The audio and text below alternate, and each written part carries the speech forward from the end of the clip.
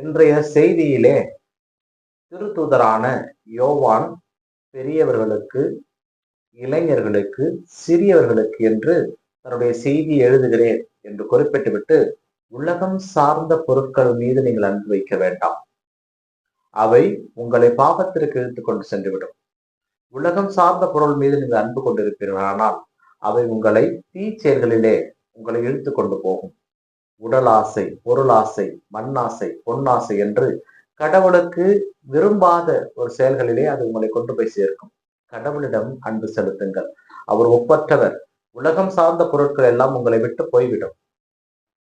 இந்த மண்ணோ பொன்னோ பொருளோ அனைத்தும் உங்களோடு இருப்பது கிடையாது. இறுதி வரை உங்களோடு இருப்பது தந்தையாம் கடவுள் மாத்திரமே. அவர் மீது நீங்கள் அன்பு செலுத்துங்கள். அந்த அன்பு எப்பொழுதும் மாறாத அன்பாக இருக்கும். ஏனென்றால் அவரே நமக்காக தமது உயிரை கொடுத்து நம்மை அன்பு செய்திருக்கிறார். பாவத்திடமிருந்து நம்மை விலை கொடுத்து வாங்கியிருக்கிறார். அப்படிப்பட்ட ஆண்டவர் மீது நாம் அன்பு செலுத்த வேண்டும் என்று திருத்தூதரான யோவான் தன்னுடைய முதல் திருமுகத்திலே அழகா நமக்கு சொல்லி இருக்கிறார். அதே நற்செய்தி வாசகத்தை நாம் பார்ப்போமானால், ஆசிரியர் குலத்தை சேர்ந்த பானுவலின் மகளான அண்ணா நமக்கு எப்படி ஒரு எடுத்துக்காட்டாக இருக்கிறார் என்பதை லூக்கா நற்செய்தியாளர் பதிவு செய்திருக்கிறார். வயது 84, ஜெபிப்பதற்கு வயது தேவையில்லை.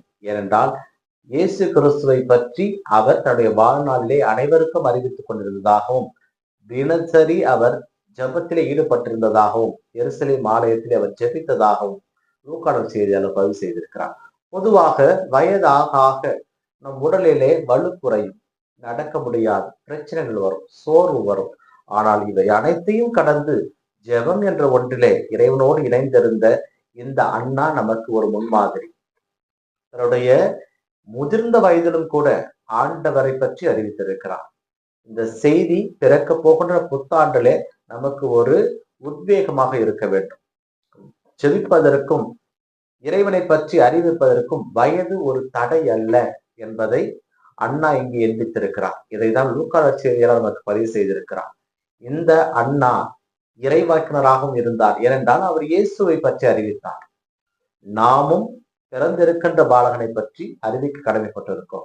எத்தனையோ வகையிலே அவர் நமக்கு நிறைய ஆசீர்வாதங்களை கொடுத்திருப்பார். பெற்றுக்கொண்ட நன்மைகளை மற்றவரோடு பகிர்ந்து கொள்ள வேண்டும். இறைவன் நமக்கு செய்த கொடுத்த ஆசீர்வாதங்களை மற்றவர்களுக்கு அறிவிக்கின்றவர்களாக வாழ வேண்டும். அதைதான் பிறக்க இருக்கின்ற புத்தாண்டிலே இறைவன் நமக்கு வரமாக தர வேண்டும் என்று ஜெபிப்போம்.